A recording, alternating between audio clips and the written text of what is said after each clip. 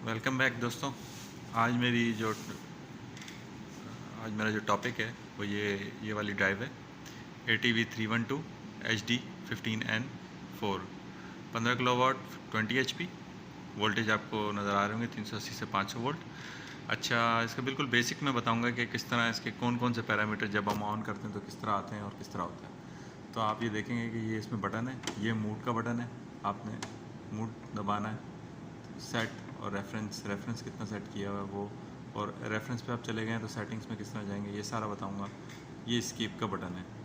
अच्छा, ये स्टॉप और रीसेट का है, ये रन का है, और ये अभी मैंने 18 हर्ट्ज़ पे सेट भी की हुई है। तो मैं आपको बताऊंगा अगर इसकी रेफरेंस सेट करनी है सबसे पहले तो आपने किस तरह इसको 2 सेकंड के लिए दबा के रखना है। तो ये इसका आप रेफरेंस आप सेट कर सकते हो 20 पे 19 पे, और इस कंडीशन में आप चलाना चाहोगे तो देखें चलेगी ड्राइव लोकल पे। तो फिर ये 2 सेकंड के लिए आप दबा के रखेंगे तो ये अब इसमें रेफरेंस आप सेट नहीं कर सकते। अच्छा, ये स्किप का बटन है, ये मूव का बटन है, और ये स्टॉप और रीसेट का है, ये रन का है, और ये आपने कोई चीज़ चेंज करनी है तो इससे ये आगे पीछे जाता है, ये चेक कर सकते हैं, ये देखें। और इसके अंदर जाना है आपने तो ये यस का बटन जो है वो ये वाला है, ठीक है। तो अब सबसे पहले हम इसमें बेसिक अगर मैं आपको बताऊं तो कौन कौन से हैं। पहला REF लिखा हुआ आ रहा है, ये है रेफरेंस, स्पीड रेफरेंस। फिर दूसरी ये SET लिखा हुआ आ रहा है, ये है सेट मतलब सेटिंग्स। फिर उसके बाद DRC, ये DRC की मीनिंग है मोटर कंट्रोल, मतलब मोटर के पैरामीटर। फिर आप आगे जाएंगे तो ये लिखा हुआ है 10-0, ये एक्चुअल में लिखा हुआ है इनपुट्स आउटपुट्स कॉन्फ़िगरेशन। उसके बाद CTL है कमांड। उसके बाद है फन मतलब फॉल्ट एप्लीकेशन फंक्शन, सॉरी। और उसके बाद FLT आ गया, FLT का मतलब फॉल्ट मैनेजमेंट। उसके बाद कौन आ गया, मतलब कौन मीन्स कम्युनिकेशन। उसके बाद लास्ट में SUP की मीनिंग है मॉनिटरिंग। तो अब हम इसको मज़ीद में आपको बताऊंगा कि क्या क्या चीज़ें हैं इसके अंदर।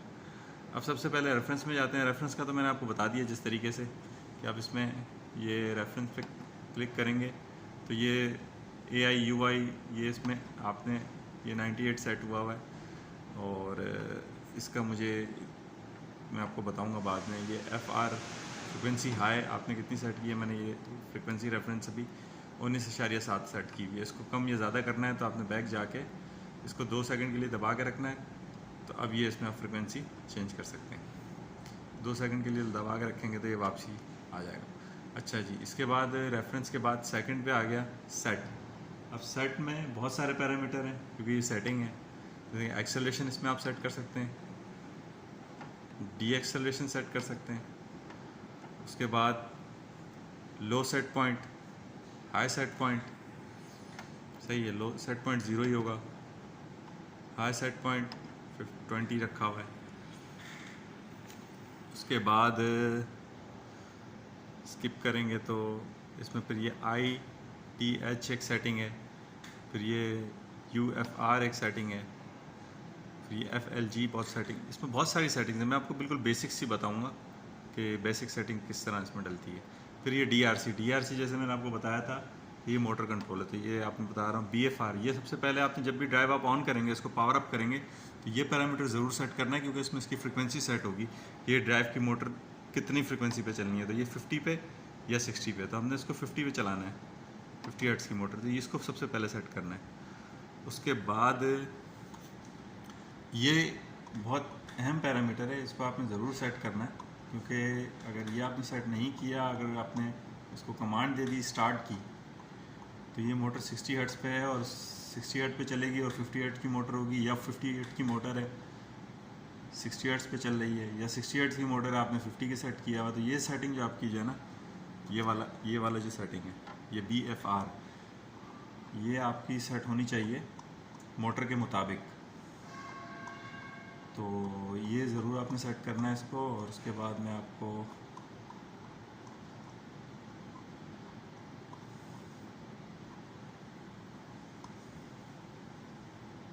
सबसे पहले इसमें अब BFR की तो मैंने आपको बता दिया। अब सेकंड सेटिंग है UNS 415, ये मोटर के रेटेड वोल्टेज हैं।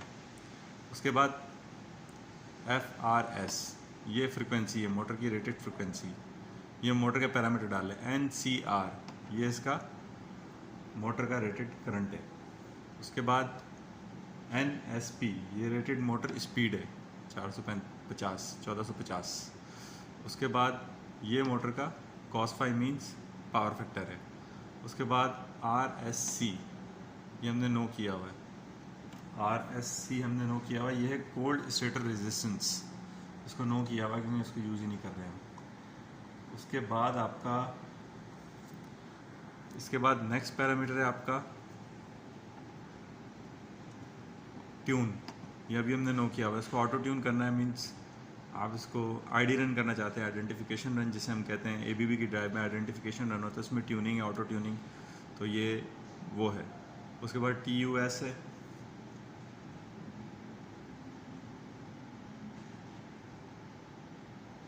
ये ऑटो ट्यूनिंग स्टेट है, बता रही होगी अभी कि अभी ऑटो ट्यून का स्टेटस क्या है। DRC में TUS में गए तो ये भी TAB हुआ है, नॉट डन, मतलब ये बता रहा है TAB का मतलब है नॉट डन, आपकी ट्यूनिंग जो है वो डन नहीं हुई। उसके बाद UFT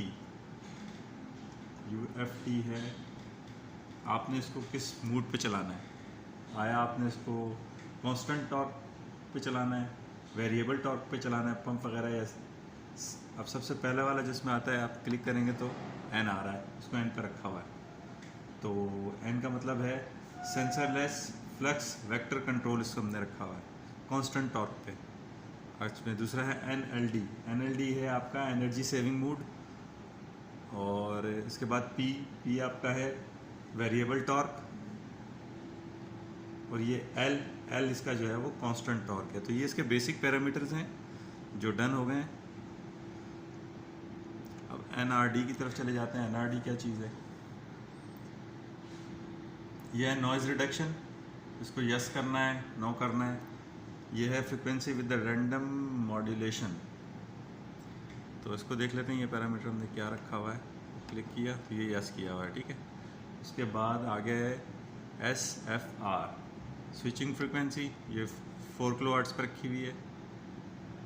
उसके बाद TFR, ये मैक्सिमम फ्रिक्वेंसी है TFR 60 हर्ट्ज़, ये हमें 50 पे रखनी चाहिए। मैक्सिमम फ्रिक्वेंसी 50 पे होनी चाहिए, 60 पे नहीं होनी चाहिए, तो इसको हम 60 पे सेट कर देंगे।